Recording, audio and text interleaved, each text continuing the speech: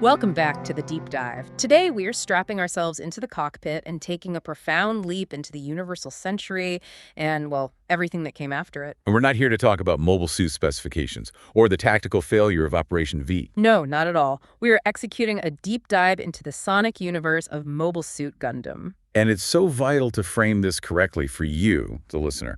Gundam, going all the way back to 1979, was, never just a conventional giant robot show.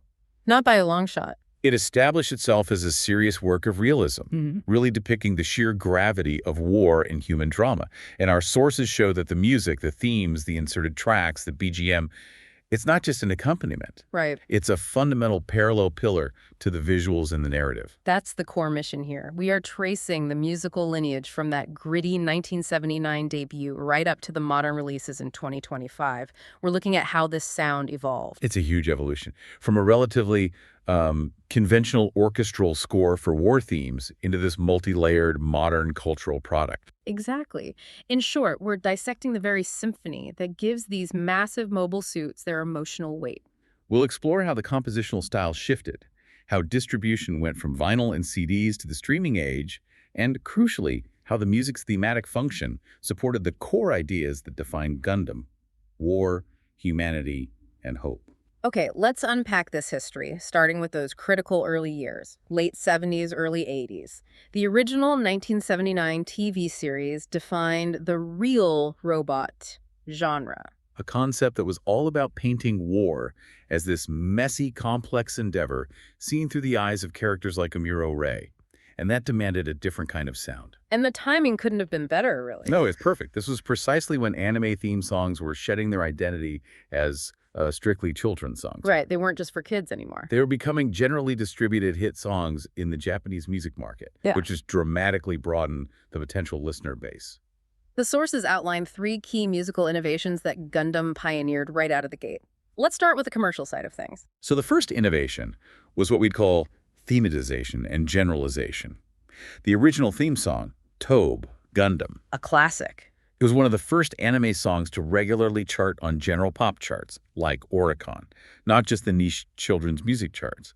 And that instantly elevated the status of what we would later call Anison into the realm of mainstream pop. And the second point gets into the actual underscore, the deepened BGM. Composers like Hiroyuki Osaka were challenged to provide scores that did so much more than just fill silence. They really were. They were deliberately structured to support these heavy, complex themes. So it wasn't just, dun dun dun for a fight scene. Not at all. To give you a concrete example, the score used complex orchestration. Sometimes you'd have minimalist woodwinds playing over a really heavy, tense brass line, specifically to create the sonic image of intense isolation in the emptiness of space.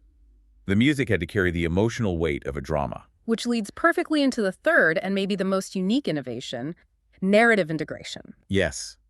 Concepts absolutely vital to the universal century narrative, like the battlefield, space, and that mysterious human evolution known as the new type, were given these concrete, specific sonic images. I think we need to pause on that new type concept for a moment because it's so central. It really is. For anyone unfamiliar, the new type is this heightened human being, often with psychic connection, intuition.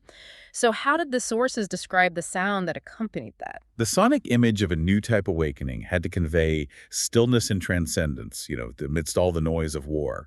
It often relied on high-pitched, ethereal synth tones, paired with a sudden, almost religious-sounding choir or serene strings. So the music itself is telling the viewer, pay attention, this moment is spiritual, not just military. Exactly.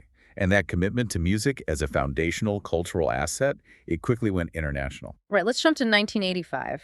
Mobile Suit Zeta Gundam, they made a huge statement by bringing in the American pop legend Neil Sedaka. Neil Sedaka. To write Mizuno Hoshi e Iwo Komete. That decision was monumental. It wasn't just a gimmick. No, it was a clear statement that Gundam music was prepared to stand alongside global pop standards.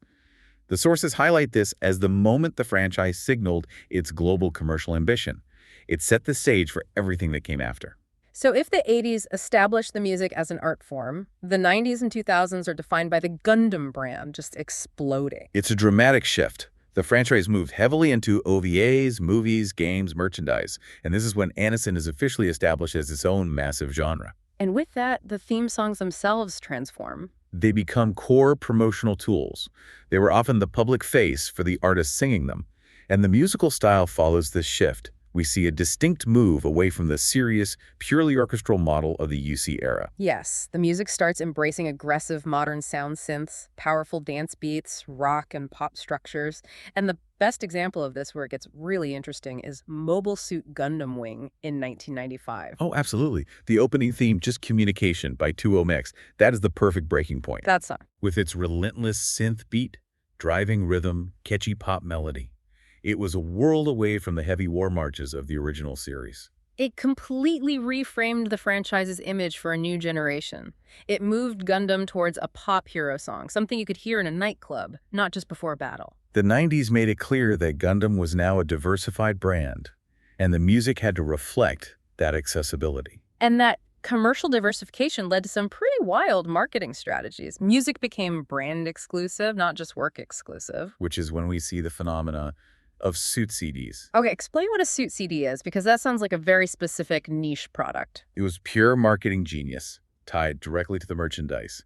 They realized they could market music specifically with a model kit or a collectible. So a suit CD might feature just the BGM for a specific mobile suit, like the RX-78-2, or a theme for a character like Char. So the music itself became a commodity. A commodity sold in countless remix albums, best of compilations, character songs. It was huge. And that expansion also changed the core score, the BGM internally, didn't it? The focus moved away from the external world. It did. The composer started spending less time focusing on that external battlefield tension that defined the 80s scores. Instead, the BGM increasingly focused on internal character emotional states. So more psychological. Very much so. They aggressively incorporated piano, strings, and complex synth layers to convey feelings like solitude, anxiety, determination, rather than just the intensity of combat. The focus moved inward. Now we step into the modern era, the 2010s, and today. This period is defined by that massive technological upheaval, moving from CDs to digital and streaming. And this disruption forced the entire Gundam music operation to adapt again. Music was no longer something you had to own physically. It became easily accessible. And this shifted its perception from background music to listening music, a standalone cultural product. We saw the beginnings of that with Mobile Suit Gundam Seed in 2002. Its success kind of carried forward into the digital age. That's a great benchmark. They had extensive remix albums, collaborations, all of it cementing music as a product that functions entirely outside the anime. Which brings us to the most recent big success, Mobile Suit Gundam, The Witch from Mercury in 2022. Yes, and composer Takashi Omama led the modern approach there. What he attempted was a deliberate fusion of complex, almost academic orchestra structures with aggressive modern electronics.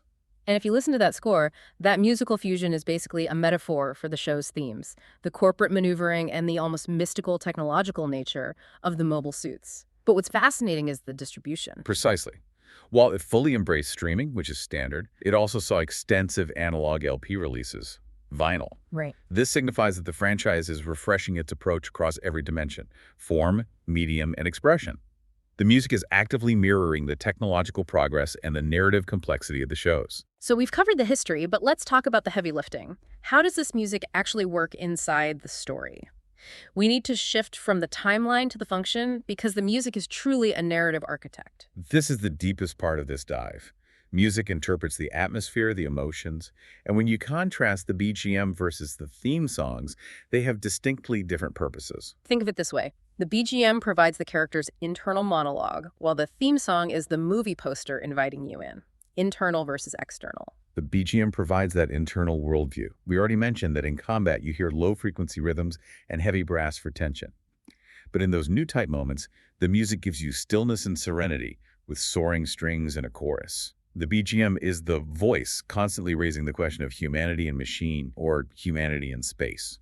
The theme songs, by contrast, are external. They open the work to the world and carry the grand philosophical weight of the series. The sources really emphasize analyzing the lyrics to grasp this. Let's look at a couple of key examples. Take the 1988 film Char's Counterattack. The ending theme, Beyond the Time, by TM Network and Tetsuya Komuro. And Komuro was a huge name in Japanese pop. A giant. And the lyrics aren't about laser beams or giant robots. They explore these grand themes like who fights and for whom and the terrifying concept of endless battles. They reflect the cyclic nature of the Universal Century's conflicts. They absolutely do. The lyrics ask if humanity is destined to just repeat the same mistakes forever. It's the summation of the narrative's despair, but delivered through this highly commercial synthpop track. It broadens the philosophical reach of the story. And then, going back to that 1985 classic, Mizu no Hoshi Ai wo Komete, The Neil Sedaka one. that track specifically uses keywords like earth and space in its lyrics to convey this universal longing for peace. It addresses the emotional isolation of fighting in the void while hoping for a future where that solitude is replaced by connection. This incredible integration is what allowed Gundam music to become a global cultural phenomenon. It fostered this truly participatory culture. That's right. The sources highlight the 30th anniversary album, Gundam Rock, which featured overseas musicians covering these themes. And now, these songs are standard repertoire at major anime live events globally. With massive audience participation. Fans singing along to the emotional roadmap of the series. And if you think about it, the establishment of music as a standalone market promotes what the sources call Gundam listening. Which means non-anime fans can enter the universe purely through the music itself. They can use the songs as an entry point without having seen a single episode. So the universal appeal really comes from those foundational, timeless themes. War, humanity, hope. It's why it remains relevant across generations. You see parents who grew up with Zeta sharing those themes with their kids who are now watching The Witch from Mercury. The music is the cultural bridge. And looking ahead to 2025 and beyond, the evolution is moving toward what's being called experiential music. What does that future look like? It's all about full immersion. We anticipate enhanced integration with high-res 4K and VR content, where the music adapts dynamically to what you're doing. Wow. Expanded streaming with spatial audio mixes, continued vinyl reissues for collectors, and live performances combined with immersive, interactive visuals. The future is about experiencing the music, not just passively listening to it. It's crystal clear. The musical journey of Gundam is completely inseparable from its narrative journey. The history of the franchise is written just as much in its scores and songs as it is in the storyboards. And that profound link brings us to our final provocative thought for you to consider. The assertion that listening to Gundam again is synonymous with watching Gundam again. That's a powerful thought. Think about it. The music doesn't just accompany, it chronicles the story's trajectory. It acts as the innermost voice of the characters. It captures the soul of the series, completely divorced from the visuals. That is a fantastic challenge for our listeners. If you are intrigued by this massive sonic universe, take that next step. Don't just stream the theme songs on shuffle. Search for composer interviews, look up the original CD jackets or the vinyl artwork. Check out the live performance footage of these iconic songs. That deep dive into the sound will expand your understanding of the franchise far beyond what you see on the screen. Until next time.